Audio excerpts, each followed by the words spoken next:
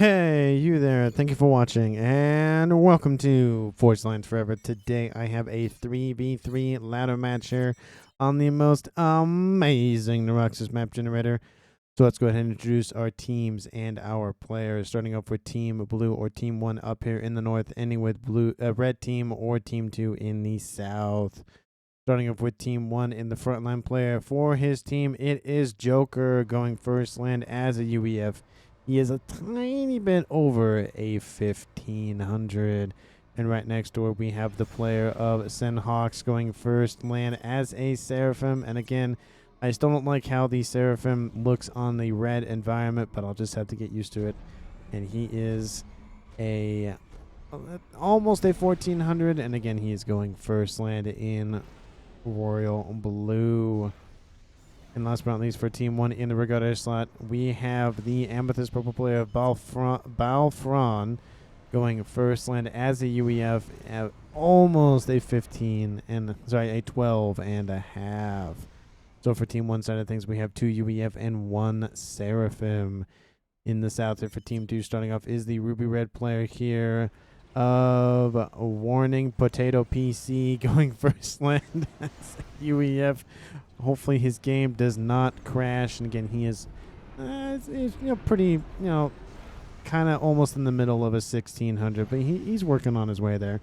To his west, another UEF player of Sailor Moon going first land as, again, a UEF. He is in Chevy Crimson, and he is about, again, the same, 34 points above his 1300 rating. And last but not least, for Team 2 in the Regatta slot, we have Mart Jin He, or H with 3 3s. He's going first air as a Cybran in orange, the color orange, and he is pretty close to 12 and a half. So for Team 2 side of things, we have 2 UEF and a Cybran. So the difference between both of our teams is one team has Seraphim, one team has Cybran. That means there are no Aeon players in this match. Apologies to those loyal to the princess. Let's go ahead and take a look at Reclaim here. How much is currently on the map? 8,363, so probably about 8.5 between 6 players. That's a little over 1,000 per player. That is a decent amount of Reclaim. I will take care of mine, or something says Warning Potato PC. Don't know what he's talking about in terms of that, but I think he's talking about he will claim these for himself. Will help with comm, thanks. Oh, making sure he secures the eastern side is, I think, what's going on. But we have the comm in the north for Team 1 for Senhawks going after this PD. He's going to reclaim it. He's going to take a decent amount of hit points. And it's the same amount of damage regardless if it's reclaim or not, from what I understand. And that is gone. He took, a decent chunk of hit points. At, a little over 3,000. That's a decent amount of hit points to lose early on, but he's in the rear. He'll be fine for now, unless it's just a concerted effort to go T1 bomber spam. He'll be perfectly fine up north. We do have the comms of Martin and Warning Potato PC moving north. That, I think, is the funniest name in the cast today, is Warning Potato PC. Just, even if it was just Potato PC, but it's just Warning Potato PC. It's just something about it makes me laugh. We have to the west here Sailor Moon doing exactly the same thing that Senhawks was doing, going after that T1 PD. He's going just for the straight damage. Once he takes care of that, then he'll reclaim everything here. And of course, he has another one over there to deal with. But it does slow down the expansion just a little bit because you have to go all the way around. There is some mass, of course, in those buildings to scoop up. Those players do want to grab that, get that early eco in their coffers. But we have a Mech Marine and a Snoop that got all the way around Team 1 Senhawk. And these 2 engineers on orders will be taken out. Does look like they're being microed as we speak. They're going to try to get a reclaim order off. The Mech Marine gets out of range. That engineer will not make it out of there, unfortunately for him. We do have a Selen and a Zooey on station nearby at least, but they're going to hide up in the north. Try to go around, I think, is what I would try to do. As mentioned by Martin, yep, the comm is moving to the south to grab these eastern mechs. And in terms of mechs layout, there aren't really a whole lot. And in terms of contested, I feel like these over here to the west and the same thing here over the east are pretty much going to be contested. We have a couple of pawns in the middle A couple of upper and lower plateaus for our players to try to claim. There aren't really a lot of mexes again in the middle of the map. In terms of Neuroxis map generator, I don't see a lot of that. Like, there's a lot of mexes in the middle, and then you have to, like, land grab kind of thing. Neuroxis seems to be kind of, here's, generally, let's just split the map in half. These are yours, these are ours, and then maybe fight over some perimeter or exterior mexes. And that's really about it. There's really not a lot of, land trading back and forth. It's just everyone gets their front line set up, and then that's it. So sometimes I wish the Neuroxis map generator maps had a little bit more of, it's just, here's a bunch of mass, here's a bunch of, land barriers, whether it be plateaus, mountains, whatever, and then just go. Good luck kind of thing. We do have 2 comms in the east for red team. We do have 2 comms in for the west. Team 1's blue comms here for Joker and Balfron are, kind of holding back here on the, opposite side of the pond. It is a Trimechs facility, but it does look like red teams, Potato PC and Martin, are actually going to try to close off Zen Hawks. He has pushed very far forward into this eastern position that, could be theirs, but is it worth it? Maybe. We have a huge amount of units coming out of Potato PC to cut off any sort of reinforcements here for Senhawks on that eastern side. He is going to probably, he probably should get out of there sooner than later. Go for some T1 Mexes and then go for a PD. I think that's a PD. Maybe that's an AA unit. Hold on, we'll wait for a second. It is PD, so he's going to sit there. Martin, I think it's either Mart and then Jin, or it's Martin. I think it's Martin. Anyway, we have Potato PC coming out to, again, cut off the retreat here for Team 1 Senhawks. And again, he is very far forward. Pings do go down for saying, hey, if there is a comm that is severely far forward, Team 1, they have this position to the west, which essentially would indicate Team 2 would claim that.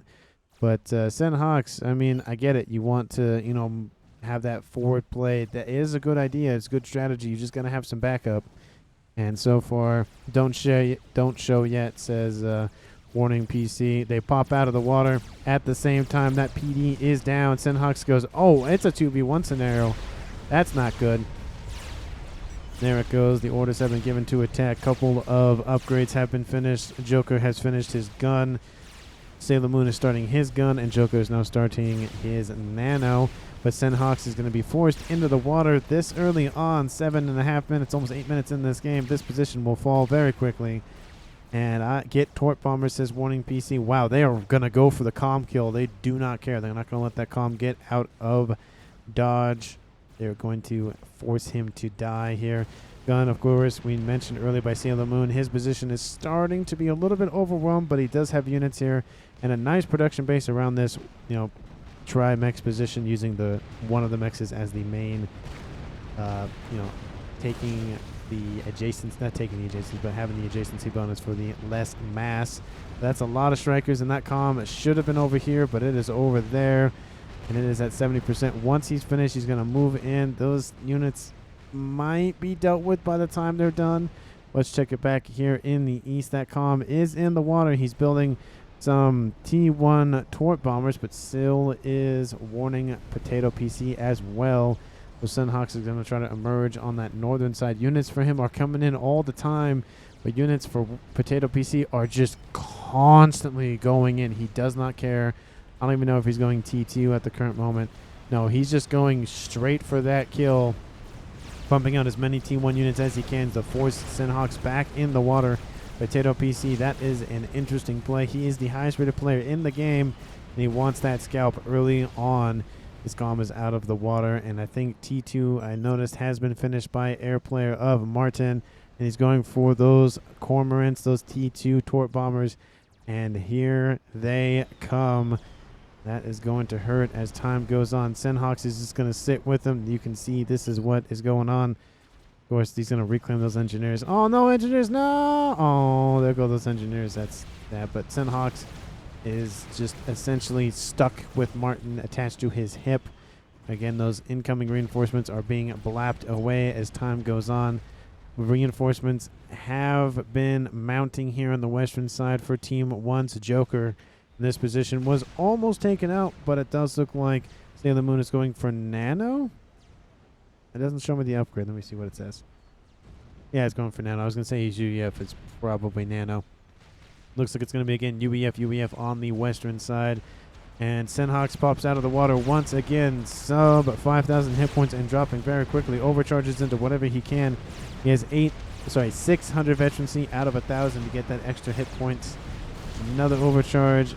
Almost close to 800.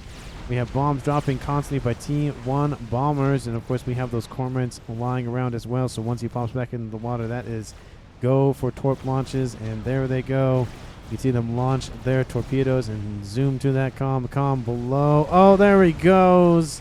He is gone here at 10.5 minutes. Martin 8333 gets the credit for that kill. Potato PC does some taunting in chat. I feel a bit bad beating up on you like this. Oh, that's a rough taunt. Anyway, it is now a 3v2 in favor of a red team. And now we have those units being transferred over to Joker, the highest rated player on his team. And he is actually on the front lines with his troops, going to start to launch a frontal assault on the western side of Team 2's front line. But the issue with that is he has to be a little bit cautious because, of course, one comm has already died to the east, and so he has to now go back and forth. His APM is going to be split between the north and the east and the west. So part of each side will fail or falter a little bit unless he focuses one and loses the other. He does have a partner that has T3 air in the form of Balfron's T3 air facility for the UEF. So he does have that backup in the skies. T3 is almost done here for Martin as well. So Team 2 not lagging so far behind as well. Just, they had to build some T2 cormorants. It cost them some mass, and I get that, but again, Joker has pushed forward with his commander. He has gun and nano, so does Sailor Moon, so it's an even fight. 13,500 versus 13,500 as well, and I think Sailor Moon has a little bit more veterancy and is gaining more as we speak. Of course, the AA units on the front line, not the best idea. Nice overcharge, gets a couple of tanks. Sailor Moon has to keep falling back. He has a couple of triads built back here. Would like to see some T1 as well to have that rapid fireness. He's upgrading to T2. Probably not the best idea in this scenario. Needs to upgrade the... I guess he's already upgraded the other ones. Never mind. Anyway. Still, it's kind of risky to upgrade those T1 mexes. He should be canceling that upgrade and get some of that mass back. Or, at least stop spending more of that mass. But he's dealt with most of the units so far. And now the combo of Joker is going after Sailor Moon directly. He has one veterancy. Joker does not. He almost does. Another overcharge takes out a couple more of those T1 strikers, and Sailor Moon is just hurting right now. Another overcharge. Doesn't get a clump of units, but gets at least one. Better than none. T2 is on the way here for Warning PC in the east. T1 bombers are starting to amass here for Team 1's Balfron, going probably after the comm of Sailor Moon. Joker does target those T2 facilities on that front line, and the T2 mechs does end up being finished, so bumping hit points as well. Joker will start to reclaim those facilities, and T2 pillars are actually being built as we speak. One of them comes off the front line. That's gotta hurt. It just got finished, got one shot off, and then immediately died. We do have bombers over the top for two of our players for Team 2 going after Joker to force him back.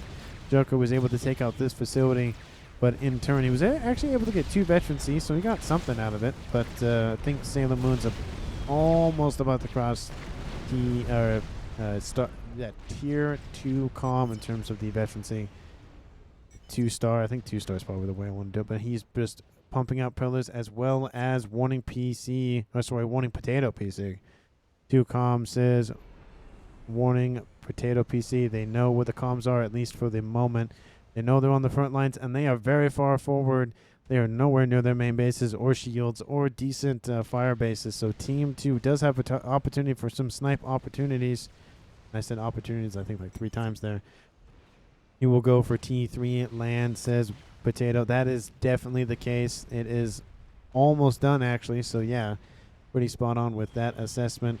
There is starting to be a nice group of units here in the east for Team 1's Joker as well. But And I feel like with the 2 comms on the front line on the eastern side, and they have a decent amount of eco, they are starting to, again, push the western side as well and denying eco for their opponents. So more of a give and take relationship here at the 15-minute mark in this game. And in terms of mass, it's essentially almost tied. Team 1 barely eking it out at 236 versus 233 in terms of total mass accrued. Team 2 is a little bit farther ahead, but of course, as the discrepancy with the mass per second totals start to widen between both of our teams, that number does start to favor one or the other. And that bombing run does go after Sailor Moon directly, but again, 56 hit points a second. There's some flak in the area as well. Most of those bombers do not get a second pass. ASF are in the area, and that bomber is gone for that attack by Battlefront. It would have been a nice T1 army attack, but not necessarily against the comm, especially with 56 hit points a second. It's more of just like a tickle. But there's a nice fire base up on this upper plateau here for Team 2 Sailor Moon, and a couple of artillery emplacement would be very choice, or missiles, and they're going for missiles right now. Try to snipe those T2 Mechs or even the radar. That'd be a great grab. You can see this is the, they know it's there. There's nothing protecting it. It'd be a nice just, blind your opponent. And that's the only radar on that western side. The only one on the eastern side is right here on the front lines. And the column of Warning Potato PC is just right there. One shot from his Zeph amp will just annihilate that thing. Bap. There it goes. And he doesn't get a Veteran C, I think. I don't know how much mass that's worth. But, 1,700 is still nothing to scoff at. And he has almost pushed back Team 1 to the, main base of what was once Sen Hawks. But there are T3 Titans on station. And Warning Potato PC needs to be cognizant of that, needs to be aware that he is pushed very far forward. He will kind of see T3 units if he's paying attention to those spy plane reports. You can see, though, they are coming for him. You can, it's not, and he's going to keep charging forward. That is not a good idea. He needs a transport. He needs something to get out of there because those Titans will rip him apart as time goes on, especially if they were Percy's. But stringing them in one by one is also not a good idea, Joker, so you should probably work on that. And there goes an overcharges. One overcharge kills a Titan outright. The Titan focusing on the PD, not the comm. A second overcharge kills that one. At least I think it was an oh, yep, there it goes. There's the other overcharge. So getting that energy back very quickly. The western side is kind of slowed down for now. Frontline facilities starting to be more established up here. Very auxiliary, though. I think the main facility is actually all the way back here. And both of the comms are hiding in the water and are actually walking all the way back, it seems, to their main bases. Does look like there is an air base starting to form here for Team 1's Battlefront. And Potato does not care that Team 1 has T3 units. He just says, no, I have UEF comm, I have tank, I go burr. Just shoot as many shots as he can into those thams, into whatever. Takes out another Titan, takes out another Titan. Oh, it's gonna hurt. Team 1 bombers going after T2 NGs. That's a great grab, trying to take out the build power here for his opponent, denying his ability to spam up PD.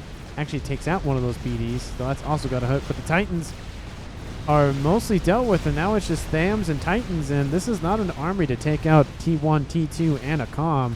He needs more beefier units, he needs more DPS, and he needs those Percys, which he's currently not producing. And this is a huge attack here by Team 2's Warning Potato PC. Again, I'm just going to zoom out. Look at that. Look at how much control Team 2 has on that eastern side. There is a nice punching attack or slicing attack or scalpel attack or whatever, just straight shot here for Team 1's Joker as well. So while the fight goes badly in the north, it goes decently well here for the east. There are bombers nearby. There are Team 1 PD being spammed out. There are pillars leading the charges. Actually, it's only just pillars. And I think there's a couple of AA units. Yeah, there's a couple of AA units there and a couple of parashields. That's really it. The comm is trying to catch up. T3 has been established, and he is skipping Titans, going straight for Percy's in this regard. I would go for Titans just because they are cheaper, faster, and they fire very quickly. So those are the three reasons. But the pillars for defense with PD and a couple of Corsairs and other units being able to deal with this push quite nicely here for Team 2's red player of Sailor Moon. And again, Titans still chasing up that comm. 12,000 mass killed by that comm before 20 minutes. means that he has a 5-star comm, 21,000 hit points, T2, Zeph amp. I would not be surprised. I think the nano, yeah, the nano's on his right arm, so he would probably either missile or shield would be the either or. If you're going to be this aggressive, probably shield. But if he just wants to fall back and, you know, build up a Billy Nuke, oh, okay, well, you know, just say something, and it usually happens one way or the other. And he's going to go tactical missile very far forward with no protection, no AA.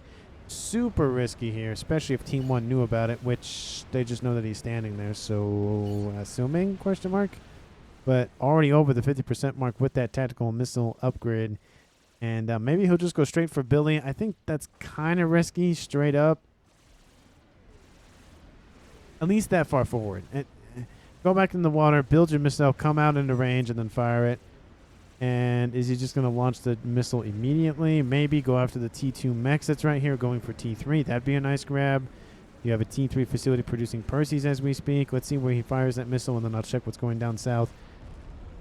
Missile has been launched. Close fire support here for his team and his front line. And it is sailing over that middle position. And it is going straight for T2 mechs. Oh, no. Going straight for T3. Almost kills it. 6,000 damage on that one missile. Billy Nuke would be very prompt to right now because of how much damage is going on. We have ASFs here for Team 1's Battlefront just trying to clear the skies. And we have a small group of hunters on the north side. They get spotted by Titans. That doesn't really go very well for them. But, you know, attempts and all of that. And it is 21 minutes, 22 seconds on the clock. Please like the video, comment down below. Let me know who you think is going to currently win. And again, Team 2, in terms of mass, 450 versus 300 for Team 1. And again, the game's a little bit over an hour, so we still got plenty of time. Let me know down in the comments who you think is going to currently win. And again, hit that sub button if you haven't done so already. And let's see what's going on down south. Actually, not really anything. We just have a little bit of build up here. There's a decent amount of Titans and a couple of Skyboxers and a couple of Parashields, and that's really about it. Yeah, that's it. Not really as much as I thought. I think Joker's focusing more on this front line, which I don't blame him. The comm of Battlefront is actually moving to assist his teammate on that eastern approach.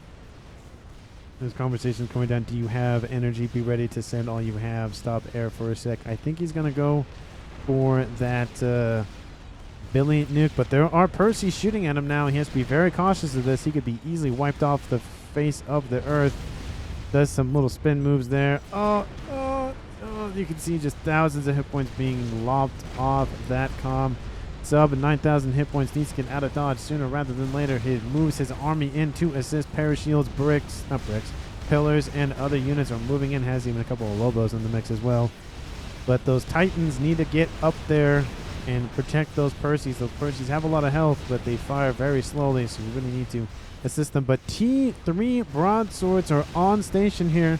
Warning, Potato PC is not going to go well, and the air is not going to go well. The air is just going to sacrifice for his teammate. That's probably the best play. Potato PC pushed too far forward. I love the aggression. I love it. But unfortunately, it was way too far forward. Should have retreated into that pond for protection. And that is it for Potato PC. Sad face says in chat. And Battlefront gets the kill for that. And it is now a 2v2. Everything will be handed over to Sailor Moon. The highest rated player on Team 1 is still alive. The highest rated player on Team 2 has just been eliminated. Not that rating has. It got too greedy and didn't check area. Definitely too greedy. Probably once he built that missile and fired a couple times, probably should have just fallen back entirely. But even should have just fallen back and built the missile back there anyway. So it was a very nice play, but now it has given a huge amount of momentum for Joker to eliminate most of this eastern side. But Team 2 has taken full advantage. Team 1 mechs is everywhere. A couple of them are T2. Trying to, you know, suck the land of all the resources that it can as quickly as it can. And, you know, we saw 460. Now it's 614 here for Team 2. And they're going to funnel that into a lot of different projects. I would assume some sort of experimental is on the cards here. I mean, it's a little early. There is a Cybern player, so maybe we'll see a monkey. Is Team 1 producing a chicken is the question. And No, not as of yet, but I wouldn't be surprised if it's on the cards here pretty soon. Maybe I'm just a little bit early in that regard. 25 minutes in this game. Almost, at least. Janus over the top. Actually, that's not Janus. That is T1 Scorchers. Apologies. I saw the fire and went, those are Scorchers. These are Corsairs. They're on trying to deal with these Titans. Takes out one of them. Percy blocks out of the water, shoots a Percy in the face. That Percy gets shot in the face, shoots that Percy, and then that Percy shoots that guy in the face. It's just a trade. This position has to constantly fall back. T1 Hunters, not really good against things that fire very quickly. And Team 1 needs some mobile flak and mobile AA in this land push because they're just being eaten alive by air. T1 and T2 alike. And they have, you know, more ASF, so essentially they could just wipe the floor with Team 2's air. But it does look like Team 2's Martin is keeping some of his air forces back. Here they come. They're going to go full in for some sort of attack. Try to eliminate some of those frontline ASFs. ASFs are given the order to move in. And that is a lot of incoming fighters, and they're going to rip through at least some of those early ones. Here they come. Circle back around. Don't get any great turns. Oh, it's not going to go good. I think T1 still comes out on top. T2 Cormorants are trying to slow down these Percys in the water. They're going to hop, skip, and jump out of that water as fast as they can, or just sit in the water, or do that, you know, ignore what the caster says. What is this micro says potato PC? I don't know. And I'm watching it, and I have no idea. I have no idea what's going on with those ASFs. At least for Team 2, I understand, you know, like having some circle the west and the east, but you gave away half the ASFs on patrol and other half on a move command. Wasn't the best micro. I've seen better. I've definitely done and seen worse. So, you know, players at 1200, they know what they're doing, but, you know, mistakes do happen. But these Percys are not stopping anytime soon. T1 bombers are on, just trying to do what they can to deal with these incoming units. Again, no support in the terms of air. They're very far in enemy territory. Any damage is better than no damage at this point here for Team 1's Joker.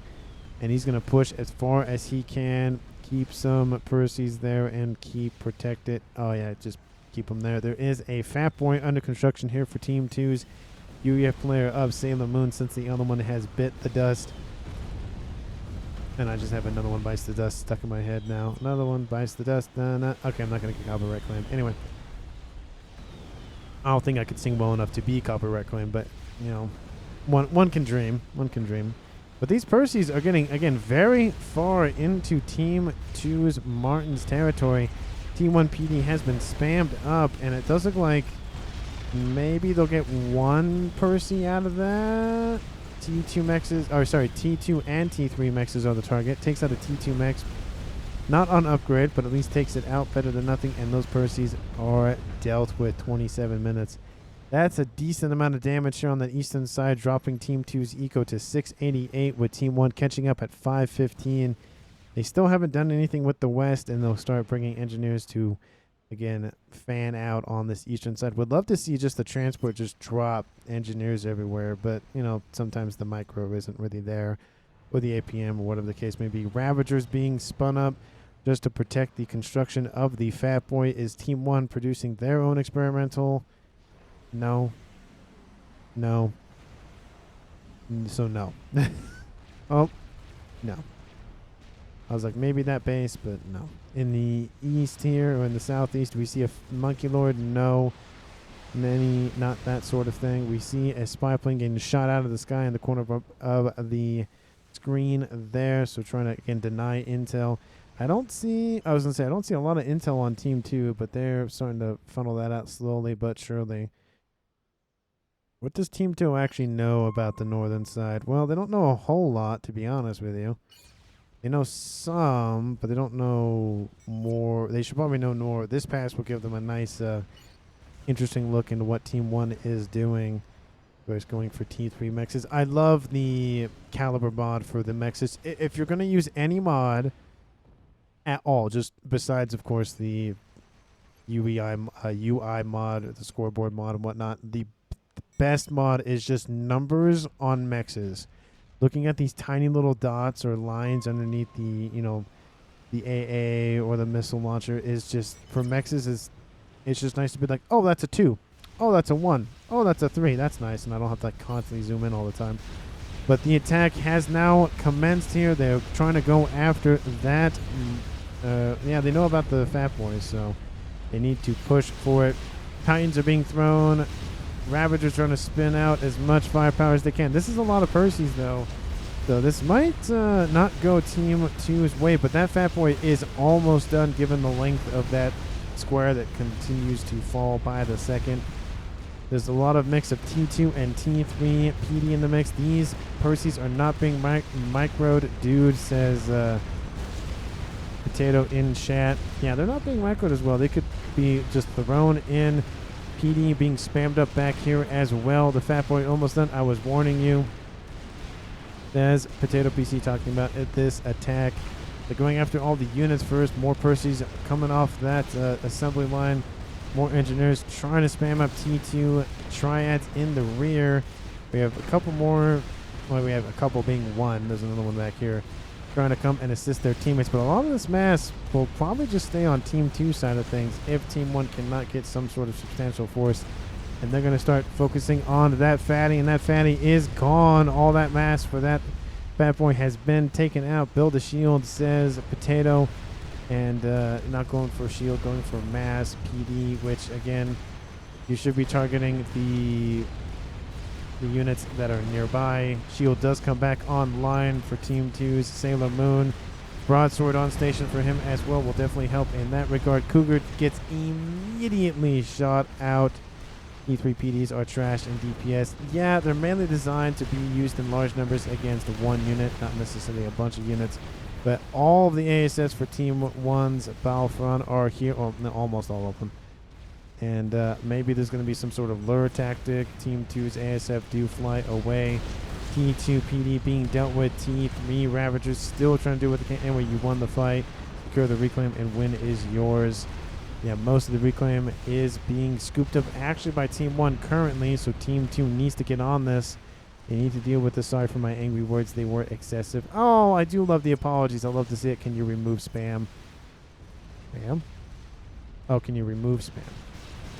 For some reason, I was thinking of, like, the food spam. I don't know. Maybe I have just food on the brain. Oh, talking about probably the text. The text, not notifications, but the little, like, little messages. Some of that reclaim was scooped up by the engineers for Team 1, but most of it does sit in Team 2's hands. That's a lot of reclaim currently on this western side. Let's see how much we can get. 44, so 43,000. Yeah, about 43,000. That is a heck of a lot of reclaim.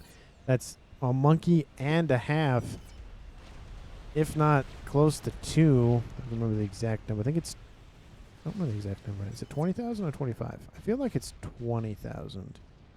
Anyway, gunships there, says Potato PC.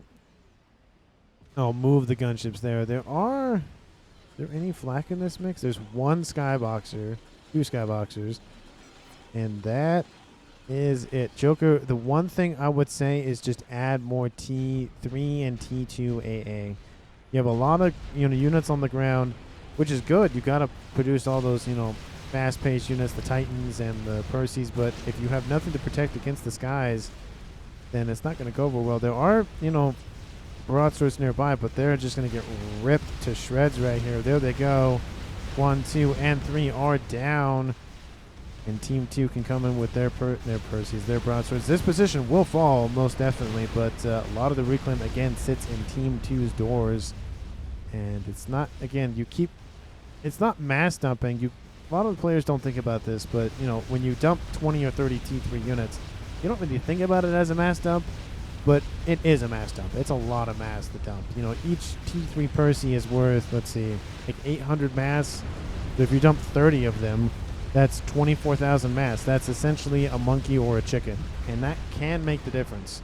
And all of these broadswords are just ripping these Percy's to shreds, even though they have a decent amount of health, 7,200 health. Just a couple of shots from each of them, and there they go. There's another one, and there's another one, and there's another one. Just more and more mass. And all Team 2 needs to do is produce some bricks and just sit them right here and just call it good. That's all they need to do is just sit in that water, produce or pump out those torpedoes, and call it a day. Reclaim is going very well for Team 2, and it's, you can just see it's jump starting their eco quite well. 900 and almost 900 to 900 here for both teams, but in terms of reclaim, 67,000 versus 44,000. You can see where it resides. You want to build a factory, build it at home, says Dando. Don't know.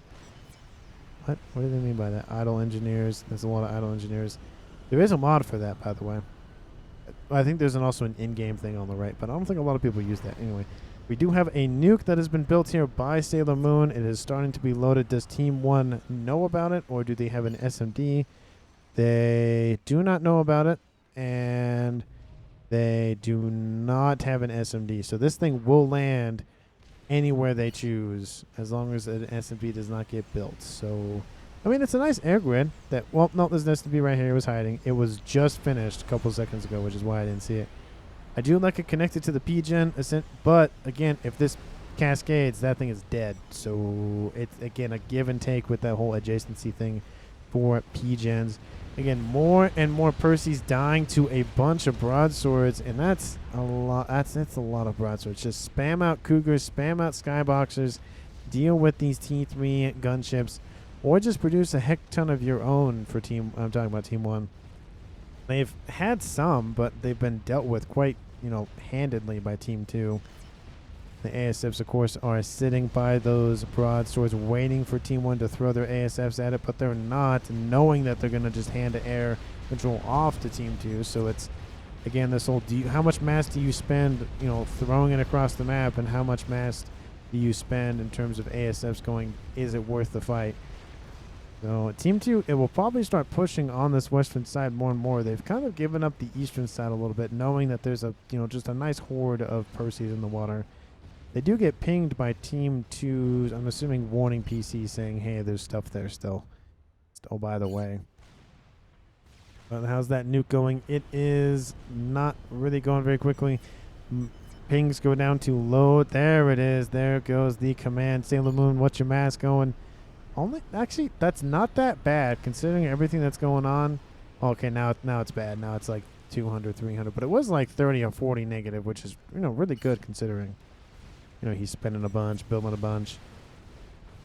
This is where I hear those Aeon loyalists, those Aeon, loyal to the princess being like, hey, this is why you need Aeon, because you need those gunships, and they're really good. Those restorers are good against air combat. They suck on ground combat, or, air to ground, but they're really good at air to air. Yeah, not ground to air.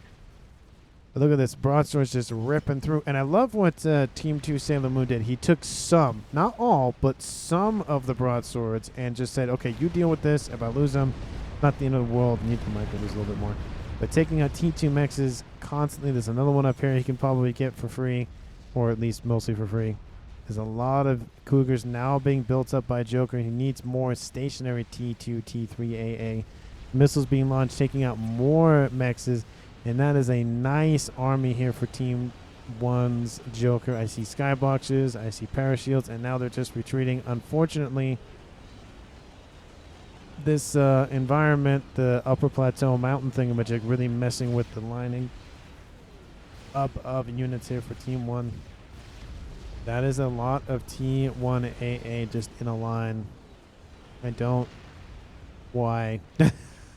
I mean, you want AA. I mean, I'll applaud you with that, but that is a lot. You can usually just go, just go around it, or if you are going to attack with gunships, split them first to not get AoE damage. Oh, yeah, that makes sense. Split gunship, says Potato. And those gunships need to be, thrown over here. They are nearby. There's a lot of Percys in this shield. Needs probably at least 3 or 4 more shields.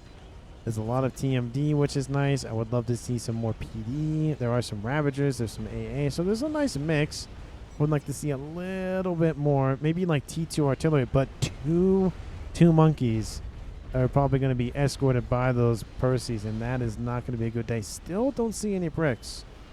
Very weird. I don't see any bricks. I don't see any loyalists. I don't see any of those fire beetles. I don't see anything in terms of land. He has a land facility, and he's producing bouncers, which, mobile AA, to be fair, if he uses that with the monkeys, fair enough. I'll give Martin that. A very smart move. I would like to see some bricks though, but you know, at least he has air AA coverage, and he's starting to line his, you know, interior and secondary lining with a bunch of T3 SAM sites. We're seeing a nice spy plane here to the west. It must be frustrating to be completely overmatched, says Potato PC. But that SMD just finished. Oh, that's going to be a nice saving grace. Does it drop or sooner than that? Let's see what the range is on that SMD. So it could go for that secondary air grid, but it won't. It's going to go in deep. There goes the AA, not the AA, but the anti-nuke missile. Hey, joke. How much mass is that line of T1? No, dang it, says Potato. You had SMD. Again, another issue that's going on with this positioning is you have a giant wall behind you. So if you go back, you know, you move back, which is, he's actually going to go back up against the wall. The only way around is to go like this, and that's going to really bog down the pathing. So you've essentially painted yourself into the corner. Those monkeys, all they got to do, actually a crab would be great in this scenario because it has a lot of range. But if these two monkeys were a crab, which again, we'd probably say if the third monkey was also a crab, you would just sit right here and just go beep, beep. But now they have to be given the order to move. Why are you moving right here? Put yourself over here at least so you have a nice avenue of attack, not over here. Especially if you want to retreat. Or I get you want to retreat into the water, but, you know, T2 cormorants and what are the ones for the UEF? Strategic launch detected. Oh, a nuke is going in for this position. It's not covered by SAMs, by SMD. It's, no, it's not. That's only Farcos. There's another one right here. That has got to hurt. What are they called? Hold on. Before. Oh. They are storks. That's right, because they deliver the babies. That's right. That's how I remember them. But here comes that nuke. The first successful nuke of the game. Mine is 50%. Drop short. Opens up the front line quite nicely here. Takes out a lot of defenses and shielding. And a decent amount of those units as well. The monkeys are perfectly fine. We forgot about it. That's got us stuck in there. The attack should be ordered yet. They were going to move in right away. Unfortunately, a lot of the defenses, actually a lot of the units are back here. And a lot of gunships as well. And so that front line will start to be picked apart by the defenses left standing. The monkeys need to turn around and go, okay, we need to go for this. That is a lot of mass, 41 minutes in this game. There is a nice separate attack to the west, but not as coordinated, not as powerful, and again, hemmed literally into a corner. Team 1 has their own nuke launcher. Must have missed that. So it's another Stone Ager. I guess they're both UEFs, so that would make sense. They're worrying about Telemazer, which is fair because Team 2 does have a Cybern Commander, so that's always going to be in the back of your mind. Target the AA. Target the AA. The Cougars. Oh, the Cougars. Oh, it's going to hurt. You got to target the AA first. Got to take all that out first and then focus the front line. The monkeys can deal with the front line with all the Percies. Just focus the AA first. You want to save as many of those broadswords as you can. That's firepower that cannot be hit. Oh, the ASFs are going to engage. Oh, there they go. The engagement does occur over that land army. Oh, it's not a good turn. Oh, that's a lot of ASFs. They're going after Jokers first. The main ASF horde is Balfrons. It's not going to feel good. A lot of those ASFs are just being chewed apart. There are some SAM sites nearby. One of the monkeys does go down. The second monkey is just going to suffer here pretty soon. There's a lot of Percies. The Fat Boy does finish, and so there'll be a lot of firepower coming off of that. There's a third monkey that's just sitting back at base, and there are some mobile AA bouncers nearby as well. But that is a lot of ASFs, and they're going to go straight for the rest of those broadswords. I mean, yeah, you're going to kill all the broadswords and lose some ASFs at least, but they're going to do an air dominance move and just assert their dominance in this game 43 minutes in. Do you have some sort of play with that? Do you have strap bombers already lined up? Do you have... No? Okay. Well, that would have been a really good mood had you had just a bunch of strap bombers built up and just, you know, mowed down something. But that attack does fizzle out. They weren't able to, of course, to take out the non-movable or the stationary defenses. That is a lot of dead Percies. For those of you who hate the UEF, it is UEF on UEF action in this game. So many Percy deaths on that eastern side. Let's see How much mass is currently on the field here? 265,000 mass. 100,000 right in here. Let's see. How much can I get on screen before the mod freaks out? 129,000. Essentially more than, or almost half the mass is just right here. And there's actually a decent amount of it here to the west. So Team 2 has a lot of mass to play with. Not covered by strategic missile, yep, or SMD. And yeah, that air base can go down. The SMD is finished loading another one. Another nuke is being loaded as we speak. Same here for Team 2. How is that one going? Nuke does launch. And where is it going? Is it edging? Did it edge correctly is the question. That is the wrong play. That is the SMD. It edged correctly. That oh, it's loaded. That's gotta hurt. Oh, SMD is there. No, guys, I might have messed up. Let's hope I didn't. And Potato, unfortunately, you did. But oh, there it goes. Gotta hurt. But again, 200,000 mass on the field, 100,000 just right here. Get engineers on station. Build. I mean, you're building T3 mechs, which is fair, but there's so much mass right here. Get all the engineers over here. 90,000 reclaim right here. Yeah. Martin says reclaim. That's a heck of a lot of reclaim. And that line of T1AA has stopped, but it went for a while. In terms of Joker, it's just a wall of AA emplacements, essentially. Lots of ASF control here for Team 1. That's a lot. That's a lot of ASFs. That's just a lot. In terms of what Team 2 has, 200 versus what, like 30? 8. Oh, how much does Sailor Moon have? 8 plus... Oh, wrong thing. 8 plus 26. Okay, so 30 versus 200. Spam out those SAM sites. Spam out any sort of AA defenses you want. Preferably T3, but go a couple of T2 for those gunships. There's a nice column of Perseus to the west. I think that's going to be spotted here sooner than later. The east has a large force building over here. Just one Percy hanging out with a Cougar going after T1A. A very interesting play. More AA says, Potato. Yep, you need to cover the eastern approach as well. We see some RASCOMs being produced, and now they're producing a Disruptor. That is a huge secondary airbase and a large project. May or may not finish that for the rest of this game. We do have, of course, essentially 20 more minutes left on the clock. Game ends a little bit after an hour. It is technically an epic. Satellite's coming online here for Battlefront. Is that his only one? And this is only one. Both teams haven't really gone for a lot of standoff tactics besides the 2 nukes. A lot of T3 units. A couple of T4, but a lot of T3 units. Where is this nuke going? I mean, go to the... No, that's an attack order. Where is it going? Where are you going? You're going straight for the... You're going to nuke the... He's going to nuke the reclaim. Oh, there's a monkey there. There's a fat boy nearby. And oh no, loaded says Potato. It is not. That's gotta hurt. There goes that mass. Great play by Joker or Battlefront, whoever thinks Battlefront. There goes all that mass. No, the beautiful mass. No, so much mass is gone. And they were Percy Rex too. No, Potato says forget this game. I don't blame you there, Potato. You just killed 80,000 reclaim. Why?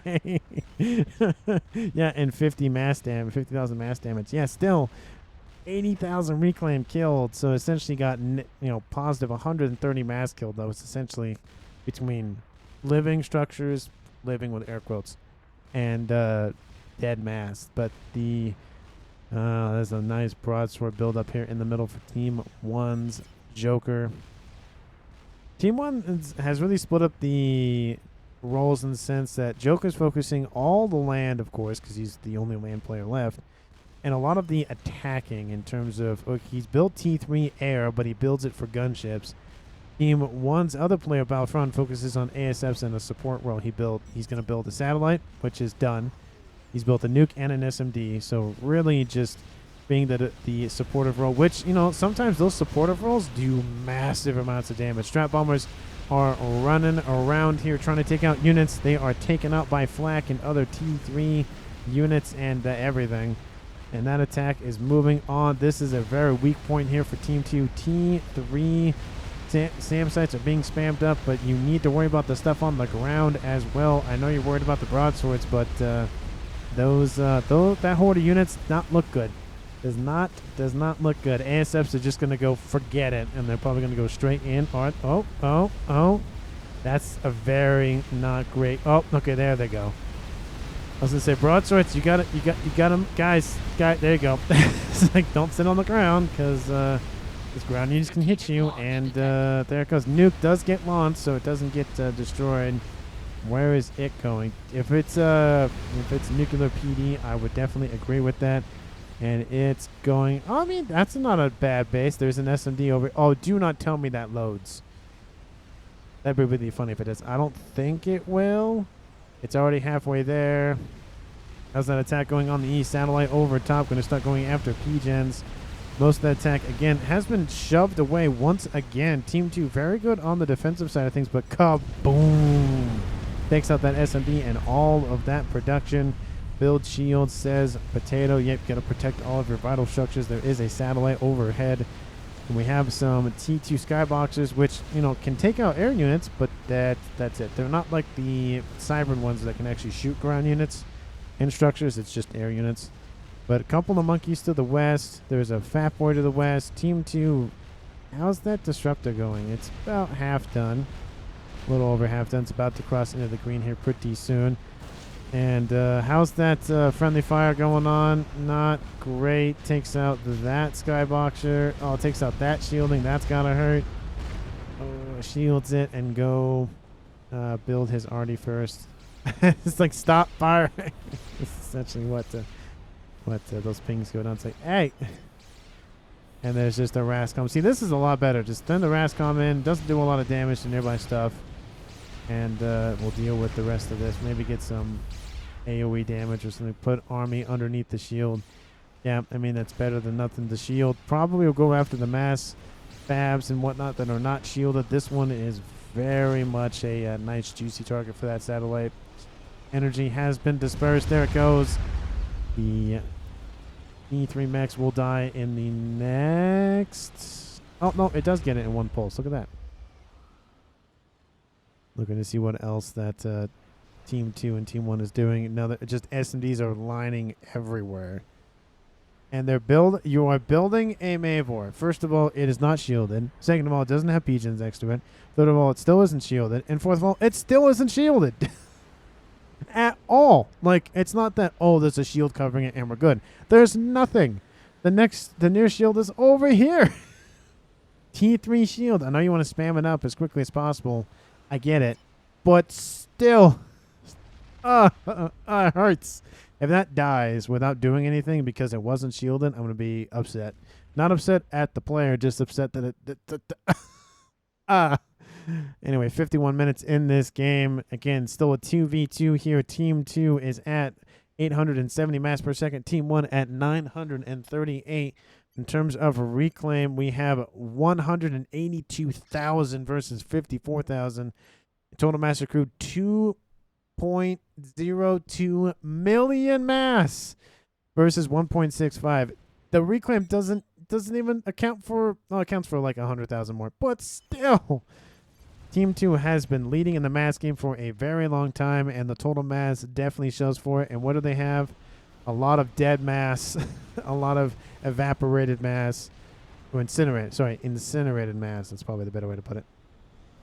And a bunch of nukes that did not work except for one of them. But the first Duke is going to finish for Team 2, and then that Disruptor will come online, right? Oh, wait, other way around. Disruptor will come online first, then the Duke. So 2 artillery versus potentially 1. Okay, now you have shields. Okay, whew. I was gonna say you have 3 shields with a PGen. Love to see that. Get the energy costs down for those shielding. And I think they do notice it. Of course, they have a satellite. I would like to see more satellites if that's your play. There is another nuke about to finish. 123,000 mass killed with 1 nuke launcher. Team 2's nuke launcher has only killed 35,000. So, 1 nuke landed successfully. First Disruptor is online for Team 2.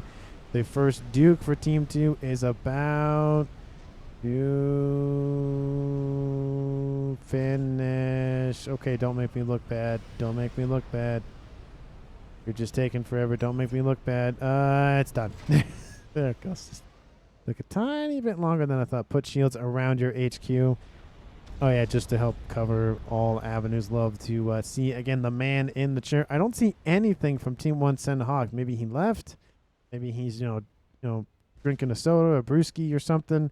Just kind of kicking it back. But this is all potato. Like potato, potato, potato, potato. There's lots of potato. That's all I see. And they're going to build a potato gun here pretty soon. It's already over 50% done. Team 2 does not know about it. So that is very not great for Team 2. If they don't know about that thing sooner than later, then that is going to suffer. But artillery is starting to land. It's going after the SMD. Shields are being spammed up as quickly as they can be to protect it. Martin, shoot air grid, not SMD. And I get where Potato's coming from. They want to deal with the, you know, gunship threat, the ASF threat, but a lot of the mass is being funneled into that Mavor. And once this is down, I feel like the air grid up here is the next target. There's just shields being spammed every which way. 54 minutes in this game. This game has severely slowed down, which is, you know, games do that from time to time. It's nice to have kind of a slower game. It is a smaller map. I can't even zoom out to all the way. It's probably about a 13, maybe 15 max, probably 13. But artillery, is it being coordinated? No, it is not. One of them shooting after the Novax, one of them shooting at the air grid. Both of the artillery need to be focused on the same target to be effective. The Mavor doesn't really necessarily have to have that problem. It's a Mavor. It does a lot of damage. That's enough said. Especially when you ring it with T3 Mexes, T3 Pigeons, it fires very quickly. How is that Mavor doing? It is in the green. Team 1 might win. Oh, the shields have started to fall. Battlefront, you need to get on the shield building. That's one more artillery shell. Oh, there goes the SMD. Is down, is back here. The SMD is down back here. You need to take out this SMD, and I think you have a path to victory. Ooh, SMD is dead. One left, says Potato PC. Oh, that has got to hurt. Decent section of air grid. And I did warn about putting it next to a PGen. It was not the best idea. Strategic launch Nuke is launched by Team 1. Where is it going? It's going straight for this position. This SMD has not. Oh, it's gonna be close. I'm gonna zoom out a little bit. Oh. Well, okay, we can see it. It's inbound. I can see it over there. Artillery shells landing in the distance. Will it make it? Will it make? No. Hold on. What did I? Oh, it does land. Oh, I'm sorry. I missed it. Kaboom. It doesn't matter if it was 1% or 10% off. Don't know. I zoomed in and I went all the way over there for some reason. I don't know why. I don't know. I know why. I just, the angle that my camera was at was just, you know, way over there. But that's a little annoying. Anyway. The artillery needs to focus this. It must be frustrating to be so completely. You keep using that. Nuke is dead, says Potato. The nuke is dead, correct. They're scooping up the mass and funneling it into this, I'm assuming. Yep, there's some drones. They are going to risk it for the biscuit. Going for that Mavor. Wrong ping, so send scout wave through center. They'll do they still not know about that thing? They still don't know about that thing. That is ridiculous. They still don't know about it. You need those scouts. Artillery is starting to be in lockstep here. Team 2 only has 2 online. They're building a third and a fourth one, producing rascoms, producing crabs, producing monkeys, producing whatever they can. How many nukes? There's 1 nuke loaded. The satellite going after that. Duke is not going to, 1 satellite is not going to do anything. Surprisingly, it did not go down in that cascade explosion because it was underneath a separate shield.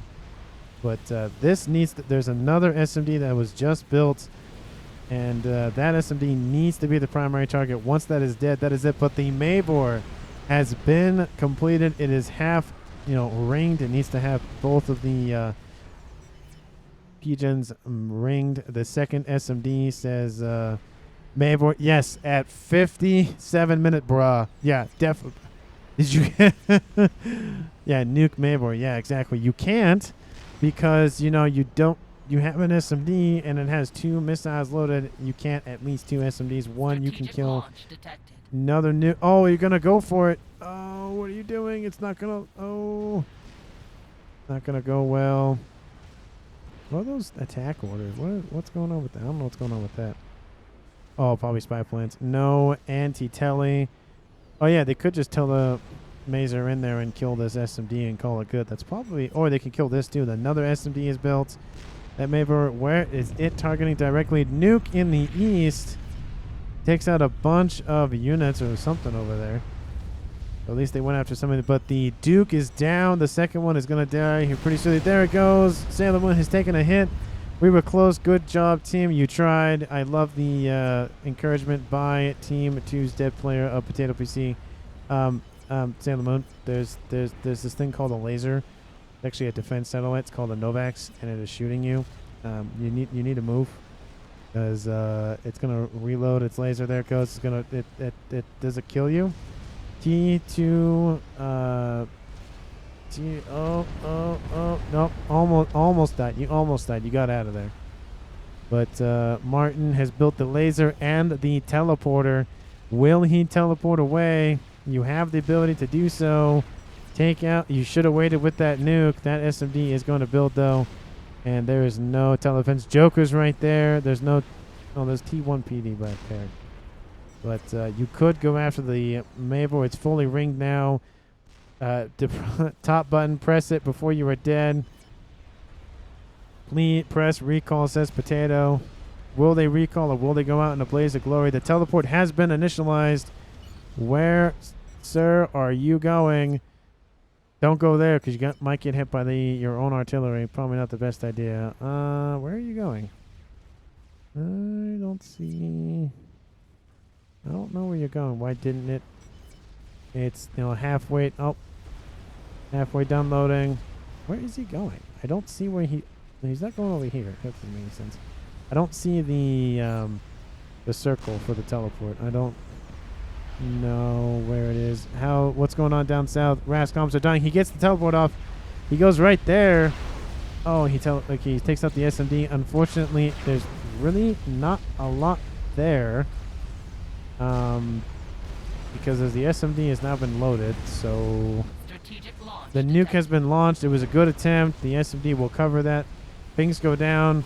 Nuke eliminator. You need to teleport. He's going to teleport back. He should just teleport in and kill the SMD and call it good. But this SMD is also going to load. You can see the Mabel shots, flying by on screen. That is good. Martin, Potato, you had a chance. Potato PC says there was a chance definitely for Team 2 to come back.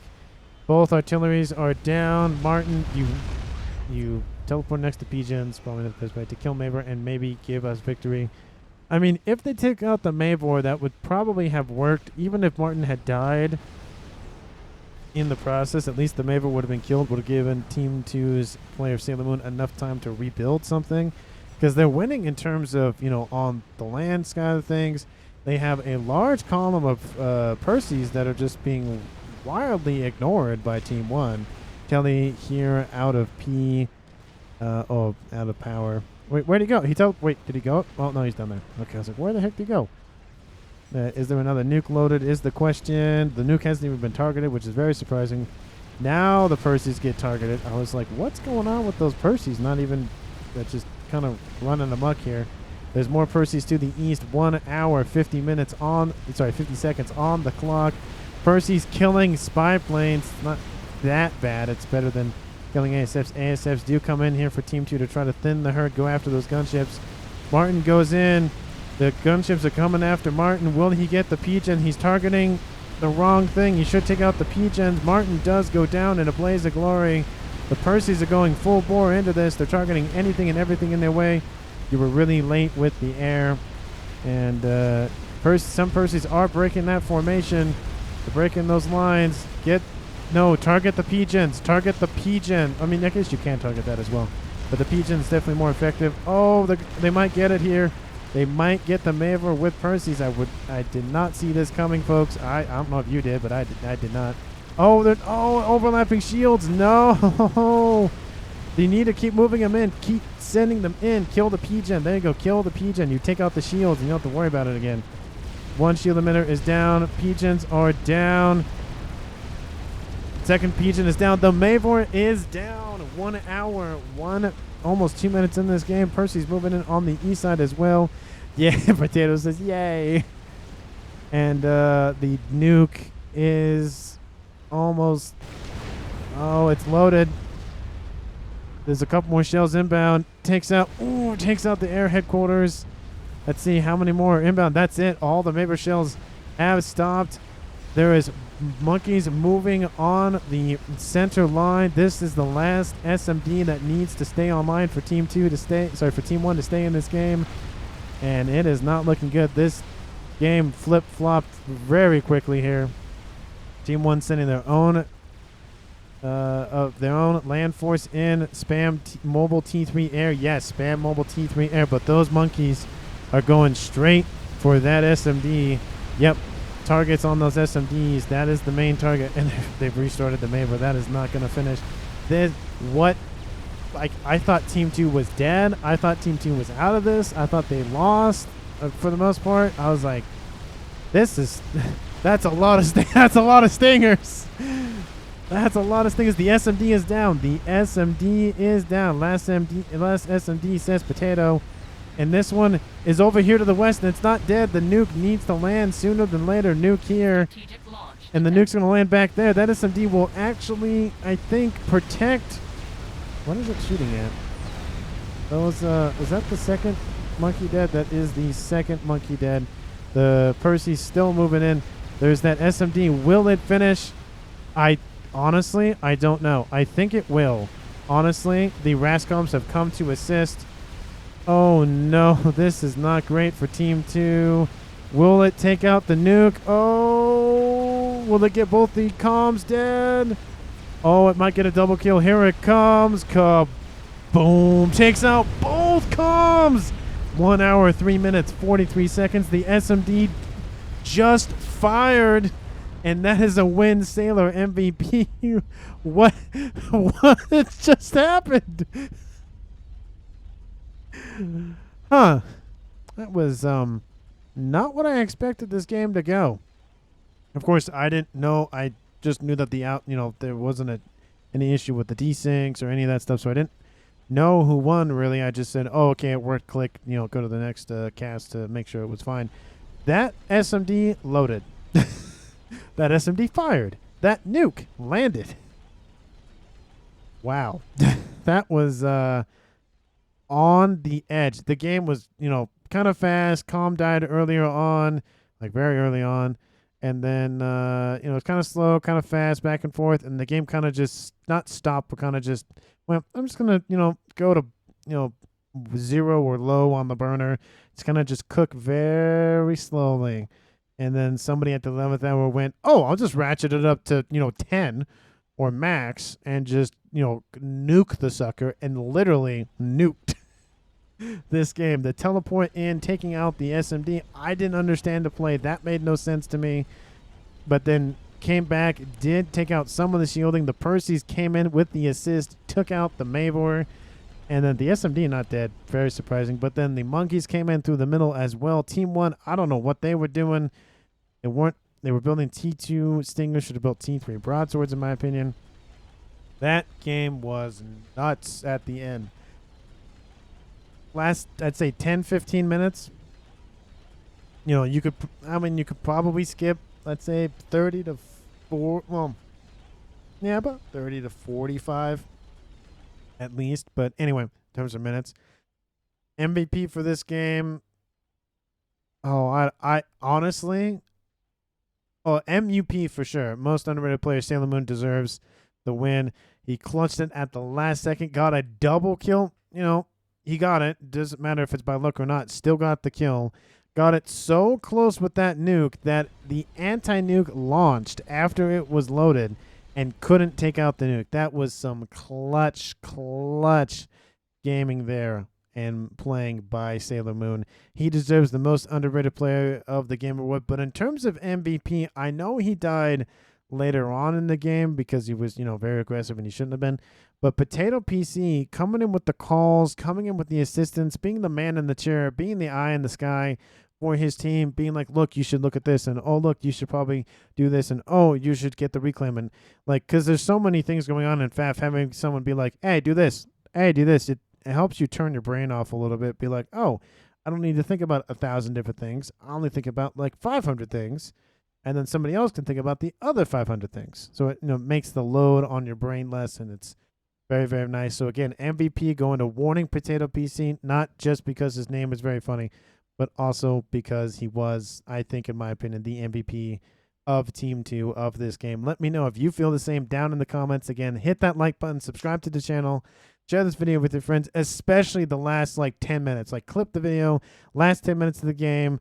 Just, man, I'm blown away as the caster. But again, thank you so much for watching, and I will see all of you in the next one.